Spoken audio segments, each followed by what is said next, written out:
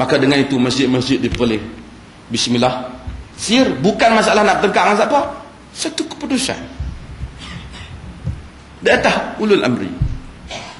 Itu saya dah buat contoh dah. Tuan-tuan naik motosikal, tuan-tuan kata saya tak bersetuju siang pasang lampu, siang cerah. Pemerintah kata pasang, tuan-tuan pasang lah. Itu pandangan tuan-tuan. Pandangan JPJ, dia kata boleh mengurangkan kemalangan. Ijtihad pemerintah mendahului ijtihad rakyat. Tapi kalau pemerintah suruh tuan-tuan pergi naik kelab, ataupun suruh pergi ubah agama, suruh buat benda hak Nabi tak buat, itu cerita lain lah. Kenapa kita tak taat? Kita ni kadang-kadang dah dalam benda yang kita rasa tak boleh taat, kita tak taat. Benda hak Tuhan suruh taat pun tak mau nak taat. Ini masalah. Ha?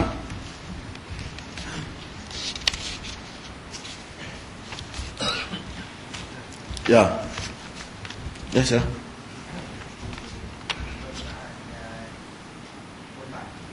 Ya.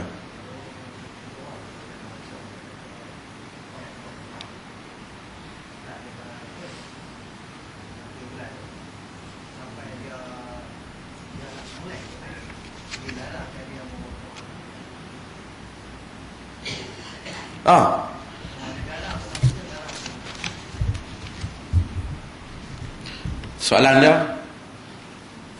bila satu orang nak korban, bila masuk satu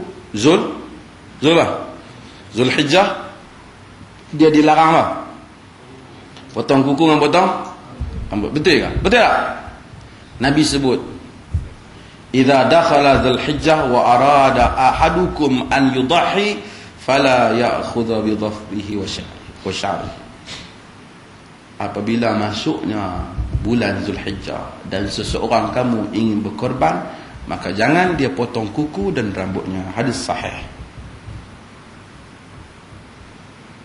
Maka disunnahkan, sebagai ulama kata wajib, tak boleh potong. Termasuk pendapat Syekh Muhammad Saleh Ibn Utsaimin, kata wajib. Tapi sebagai ulama kata, jumhur ulama kata disunatkan dia jangan potong kuku dan rambut. Setengah orang dia tak faham, dia kata Allah yang tak boleh potong tu rambut dengan kuku kambing tu. La ilaha illallah. Amboi, kalau potong kuku kambing korban pun tak boleh. Kalau potong kuku lembu, dia kata bukan pasal apa kita tak boleh potong, bukan kita yang nak kena korban.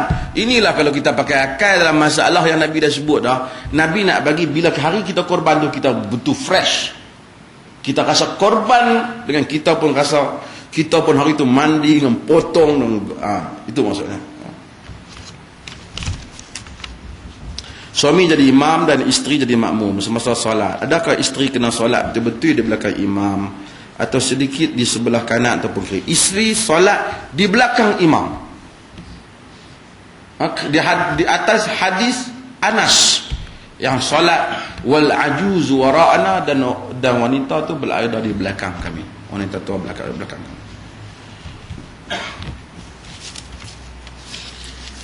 Adakah makruh tak pakai tutup kepala semasa solat? Wallahu ta'ala alam. Cuma ada nas daripada ada ungkapan daripada ulama-ulama salah dulu, mereka tak berapa suka tidak menutup kepala.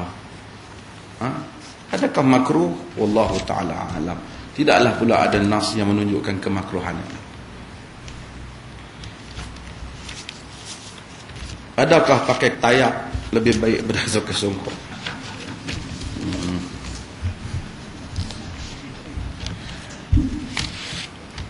Itu adakah pakai tayak lebih baik daripada pakai itu Afghanistan pakai daun topi dah. Siapa nak pakai songkok pakai, siapa nak pakai tayak pakai. Tuan-tuan, Nabi SAW, benda ini luas dada Islam. Nabi kadang-kadang pakai baju Yaman, pakai baju Syam, jubah Syam, dan pakai jubah. Kadang-kadang Nabi hingga pakai jubah apa ni apa nama, lengan kecil, kadang-kadang lengan besar. Luas soal budaya ni. Siapa pakai kain belekat macam cara kita pakai, Nabi tak pakai. Tapi ada Nabi pakai izar, pakai baju labu.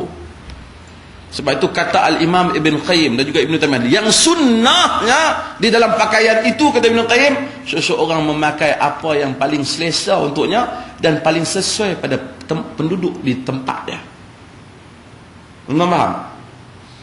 Apa yang selesa untuk kita pakai sebagai menjalankan aktiviti kita hidup? Kita petani, duk kerja di bendang, pergi teringat sunnah pakai jubah ke apa, duk terjun bendang pakai jubah. Tak, pakai benda yang paling sesuai dan paling dekat dengan bangsa berkenaan. Tiba-tiba tuan-tuan duduk di sini, masuk masjid pakai congsam Cina. Tak pakai congsam Cina. Tok Imam kata apa saya faham nampak lain dengan hari ni. Dia kata tak dalam Islam bukan salah. Memang dalam Islam tak salah, tapi hang pakai ni hang jadi pelik pada orang, dan Nabi larang libasus syuhrah. Hak kita kuliah hari tu. Pakaian yang jadi pelik lebih pada orang. Jadi kita usah pakailah apa yang agak selesa, orang nampak, orang taklah perhati baju apa dia pakai ni ya. Kalau sampai ke peringkat tu libas syuhrah. Tiba-tiba pergi pakai tu serban tarik apa, kepiah tarikat apa tajam tu. Hak mana apa ahli sihir wonderful world of Disney pakai tajam tu. Jadi ini semua dilarang. Kadang-kadang tuan soalan sikit satu tadi.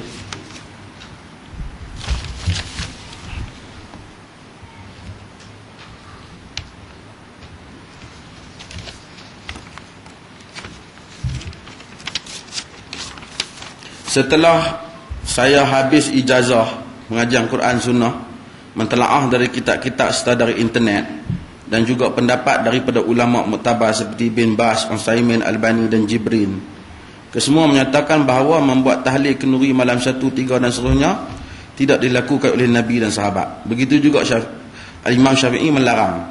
Bila saya beritahu pada orang kampung saya, mereka menyatakan bahawa orang tua-tua dahulu telah mengamalkannya. Bagaimanakah cara yang paling baik berkesan untuk menjelaskan? Tuan-tuan, saya dah bagi tahu, bila Nabi datang, musuh yang paling kuat menentang Nabi atas dua pemikiran. Salah satunya taklid. Firaun ke siapa ke mai mana, setiap kali Nabi mai, semuanya jawapan penentang Nabi sama. Hadza ma wajadna alaihi aba'ana. Inilah yang kami tengok mak bapak kami buat. Hang jangan duk try ubah. Saya bukan nak kata sama Firaun tak, saya nak cerita masalah. Semuanya cakap benda yang sama. Mak bapak. Kalau Nabi Muhammad masa mai pun orang tanya, Muhammad habis tu nupak hang dulu sebelum hang jadi nabi macam mana? Soalan yang sama. Sebab tu beritahu mereka, agama dia bina di atas nas, bukan di atas adat. Tuan-tuan, Nabi kata bada'al islamu ghariban wa sayaudu ghariba kama bada' fatubu lil ghuraba. Agama mula-mula datangnya dianggap pelik, kemudian pulang semula dalam keadaan pelik. Kadang-kadang benda mula-mula masa Nabi datang, orang petikai Nabi, apa Muhammad hang lain daripada orang, pelik. Ini hadis Muslim. Selepas daripada itu Nabi kata dah semua orang terima Islam dah. Lepas pada itu kita bawa balik Islam yang asal, orang kata hang pelik. Nabi kata fatubu lil ghuraba, untunglah orang-orang yang dianggap pelik. Tak apa. Wallahu ta'ala alam. Baki soalan tanya di tempat lain. 9 syukur. InsyaAllah tuan-tuan, kalau ada terkasak bahasa, terlebih perkataan, tak maaf. Mudah-mudahan Allah Ta'ala rahmati kita semua. Dan macam mana yang saya sebut tadi, jangan jadikan musim pilihan raya ialah musim menghalalkan yang haram dan musim nak buat dosa. Tadi saya abang Datuk Seri lah ni, apa? Pokok buluh pun segan nak hidup lah, aku kena cantai. Pantang ni nampak kena. Nak pacak bendera hang ke pacak bendera tu saya tak tahu, saya tak ada kaitan dengan syarikat-syarikat bendera ni. Tapi siapa pun jangan maki orang, jangan kata pada orang, jangan tuduh orang. Siapa buat tuduh kata pada orang benda yang tak benar, benda yang tak betul, ataupun benda yang samar-samar, benda semuanya akan dituntut oleh Allah Subhanahu wa taala di hadapannya pada hari kiamat kelak. Sallallahu ala nabiyyina Muhammad walhamdulillahirabbil alamin.